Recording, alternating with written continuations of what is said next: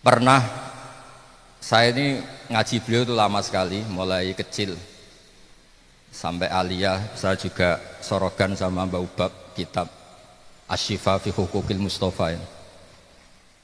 Saya khatam urut tafsir Munir. Ini penting buat niat sombong, tapi kersane lare-lare yang menekuni tafsir niku syaratnya ngaji ku khatam.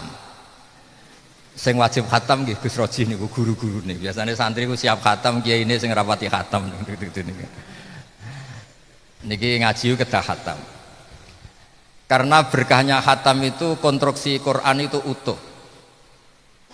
Nggih kula cerita Mbah Mun dari sisi visioner.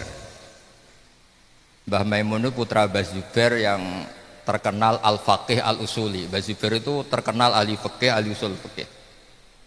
Murid beliau yang paling terkenal tentu diantaranipun Kiai Haji Sahal Mahfud ingkang dados Rais Amn.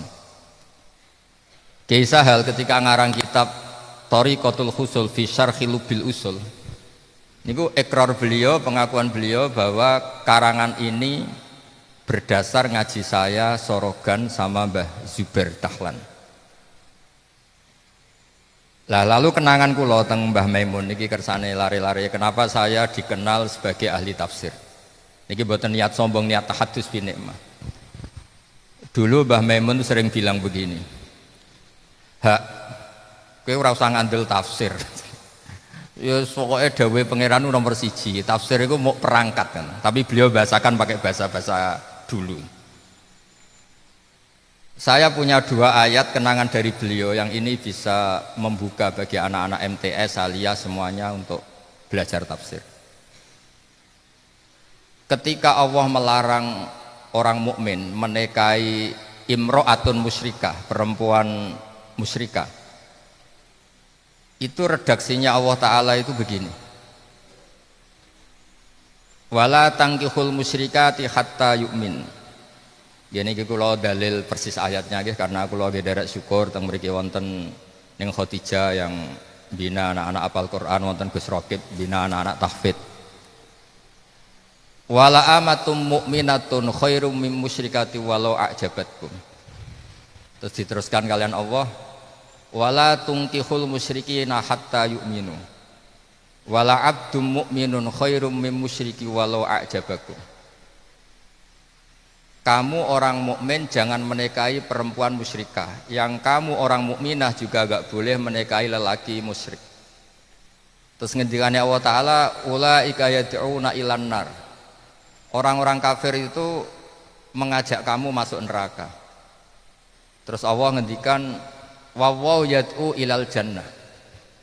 Allah itu mengajak kamu masuk surga sebagai penghuni surga. Itu kalau masih emut zaman mondok, mestinya kata-katanya Allah itu wawaw yad'u ila nikahil mu'minah. Allah itu mengajak kamu sebagai mukmin nikahi mukminah. Atau Allah mengajak kamu sebagai mukminah menikahi lelaki mukmin. Tapi redaksi ini digenti wawaw yad'u ilal jannah. Allah mengajak kamu masuk surga. Mulane terus Mbah Mun ngendikan wong nikah wis bener lanang wedok mukmin mukminah iku wis rapati tahajud wis ahli swarga. Iku sing penting dicekeli niku rapati tahajud wis ahli swarga. Karena pengganti kata nikahil mukmin, nikahil mukminah niku al jannah. Wa wa yad'u ilal jannati wal maghfirati bi idzni. Kayak apa Allah mentarghib itu mendorong kita nikah secara baik dan benar. Pengganti katanya itu ilal jannati wal maghfirati bi idzni. Sebab niku terus dados disiplin ilmu tafsir. Bahwa semua kata-kata sing didhawuhaken Allah Ta'ala niku memang murodan, memang dikersakno, boten tepaan. Tapi kalau manusia yang ngendikan apapun fushanya itu bisa karena sajak, karena qofiyah, nuruti akhir bait, nopo nuruti tema-tema yang baru keren, baru trending topik cara sakniki. Kalau Allah itu ndak. Allah sekali damel kata pengganti niku luar biasa. Kados wau, mestine redaksine wawaw yad'u ila nikahil mukminah, tapi Allah ngendikane wawaw yad'u ilal jannah. Sebab niku kita-kita yang nikah, apapun problem kita, jadi cerita-cerita wong nak nikah niku bojone kereng, diamuk macam-macam. Niku tetep anggap mawon daftar wali niku kula bolak-balik cerita. Syaratnya wali ku sitok, nak diamuk bojo meneng niku tok. Dadi kangkang jemben nak nikah sering diamuk niku. Karena Quran itu unik. Niki mboten kursus Gus Sofi mboten. Quran itu unik. Bayangno kawin niku mboten kok bucin niku mboten Gus Sofi. Ketika orang sudah kawin itu redaksine Quran wa asyiruhunna bil ma'ruf. Terusane fa in karihtumuhunna, mboten fa in ahbabtumuhunna. Terus memang ujian. Jadi kalau sudah nikah itu potensinya itu fa in karihtumuhunna. Mungkin suatu saat kamu itu tidak suka. Tapi itu menurut para peneliti itu bagus. Quran itu solusi, jadi tidak boleh Quran bayangkan sesuatu yang normatif, boten. Harus membayangkan sesuatu yang wow. Orang bisa mengelola kebencian itu luar biasa. Kalau orang mengelola orang seneng itu biasa. Tapi ngelola tiang boten seneng itu luar biasa.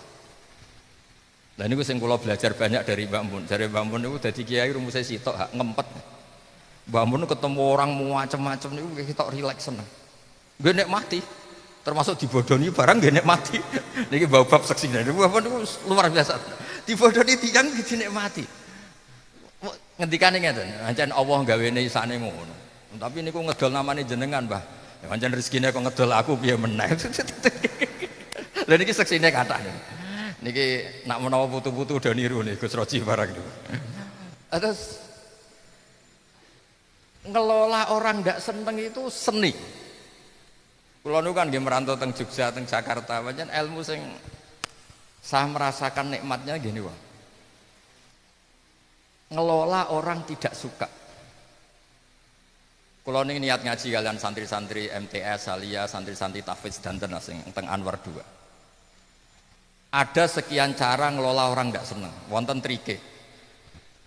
Trik sing paling radi saenake dhewe tapi ilmiah Imam Syafi'i. Imam Syafi'i itu pernah ada orang datang, oh dia itu cium tangan hormat itu. Terus setelah orang itu pulang, beliau dikasih tahu orang tadi yang cium tangan sama jenengan yang hormat itu kalau di luar itu menghujat jenengan, senengannya maki-maki jenengan, ngerasani jenengan. Tapi Imam Syafi'i lucu, hebat toh aku wibawa, ini ngarepku rawani. Jadi dianggap enteng, kayak enteng gitu. Jadi lah bangun itu seperti itu. Sudah anggap enteng mawon wong ra seneng, wis pancene kersane pangeran, donya wis ngene iki. Suatu saat ada lagi orang makalah Imam Syafi'i paling terkenal dan itu sering saya utarakan. Ini adik-adik nanti kalau latihan ngiyai kalian dakwah. Imam Syafi'i kalau dikasih tahu separuh kampung jenengan tuh gak suka jenengan. Jawab Imam Syafi'i enak. Nak ra seneng malah penak rapi utang jen. Wong nak ra seneng, niku ora ngara utang. Angger sing utang mergo seneng.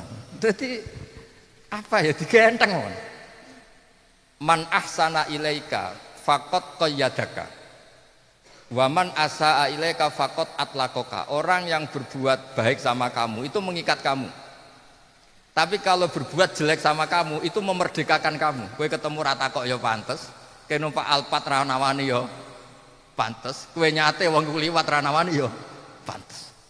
Jadi segampang itu Imam Syafi'i ngelola wong ra seneng itu seneng enteng mawon.